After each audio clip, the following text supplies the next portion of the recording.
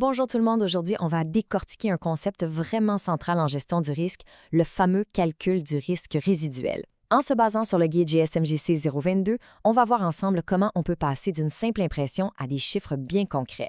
Des chiffres qui, au final, nous aident à prendre les bonnes décisions. Allez, on plonge là-dedans. Le point de départ, il est assez simple en fait. Dans n'importe quelle organisation, on fait face à plein de menaces, mais les ressources, elles, sont pas infinies. Alors, la grande question, c'est toujours par où on commence? Quel est le risque qu'on doit absolument régler en premier? C'est justement à cette question-là que la méthodologie qu'on explore aujourd'hui va nous aider à répondre. Bon, le concept au cœur de tout ça, c'est le risque résiduel. Qu'est-ce que c'est? Ben, c'est assez simple. C'est le risque qui reste une fois qu'on a mis en place nos mesures de protection, nos défenses, pense à des alarmes, des mots de passe, ce genre de choses. Bref, c'est le niveau de risque avec lequel on vit au quotidien parce que, on le sait, le risque zéro, ça n'existe pas. Alors, voici le plan de match pour aujourd'hui. On vient juste de voir ce qu'est le risque résiduel. Maintenant, on va découvrir la formule pour le calculer. Ensuite, on verra comment on fait pour transformer des mots comme élevé ou faible en chiffres. Après ça, on va comprendre pourquoi c'est si puissant pour prioriser. Et pour finir, comment on passe de ce score à de vraies solutions. OK, entrons maintenant dans le vif du sujet, la formule. Pour être capable de transformer des concepts un peu abstraits en un calcul bien concret, la méthode repose sur 3 variables clés. La toute première variable, c'est l'actif. L'actif, c'est tout ce qui a de la valeur et qu'on cherche à protéger. Ça peut être des personnes, bien sûr, mais aussi du matériel ou, de plus en plus souvent, des informations, des données sensibles. La deuxième variable, c'est la menace. Là, on parle de n'importe quel événement ou même n'importe quel acteur qui pourrait s'en prendre à notre actif et lui causer du tort. Ça peut être un vol, une panne informatique, une cyberattaque, les possibilités sont nombreuses. Et enfin, notre troisième et dernière variable, la vulnérabilité. Ça, c'est la brèche dans notre armure. C'est une faiblesse, une lacune dans notre système de protection qu'une menace pourrait exploiter. Une porte qui n'est pas barrée, un logiciel qui n'est pas à jour, ce sont des exemples parfaits de vulnérabilité. Et voilà comment tout ça s'agence. La formule est d'une simplicité désarmante. Le risque est égal à l'actif, multiplié par la menace, multiplié par la vulnérabilité. C'est l'interaction entre ces 3 éléments qui va nous donner notre score de risque. D'accord, mais comment on fait pour passer de mots comme élevé ou faible à de vrais chiffres qu'on peut multiplier? C'est là qu'arrive l'étape cruciale, la quantification. On va en fait assigner une valeur numérique à chacune de nos évaluations. Et voici le tableau de conversion qui rend tout ça possible. C'est super simple. Un niveau qu'on juge très faible obtient un score de 1. Un niveau faible, c'est 2, et ainsi de suite jusqu'à un très élevé qui vaut 5.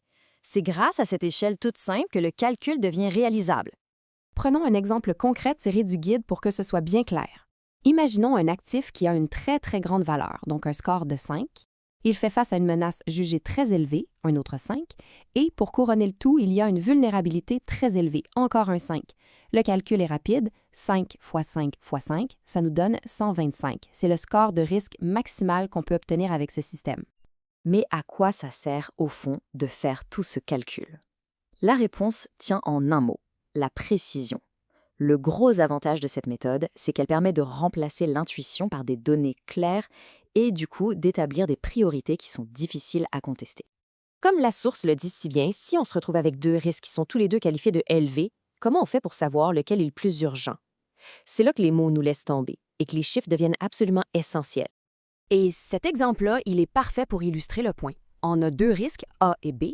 À première vue, ils ont l'air identiques, les 2 sont étiquetés élevés, mais dès qu'on sort la calculatrice, l'histoire change complètement.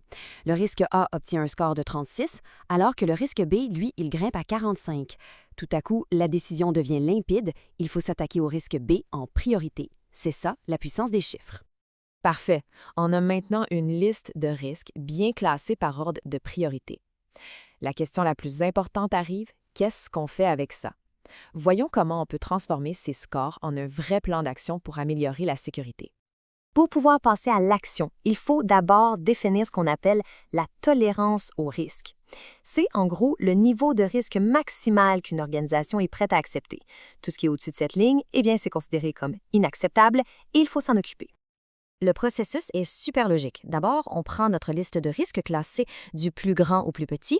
Ensuite, on trace notre ligne de tolérance au risque et on regarde lesquels la dépassent. Une fois qu'on a identifié ces risques dits inacceptables, on peut enfin commencer à élaborer des recommandations pour les ramener sous la ligne. Et le but de tout ça, au final, c'est de faire passer les risques de la zone rouge inacceptable à la zone verte acceptable. Pour y arriver, il y a plusieurs stratégies.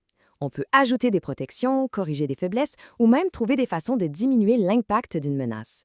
C'est un cycle d'amélioration continue, en fait. On a donc vu comment calculer un risque et comment le prioriser. Mais ça nous amène à une question peut-être encore plus fondamentale. Maintenant qu'on sait mettre un chiffre sur un risque, comment est-ce qu'une organisation décide de ce qui est acceptable pour elle? C'est là tout le défi de la gouvernance du risque.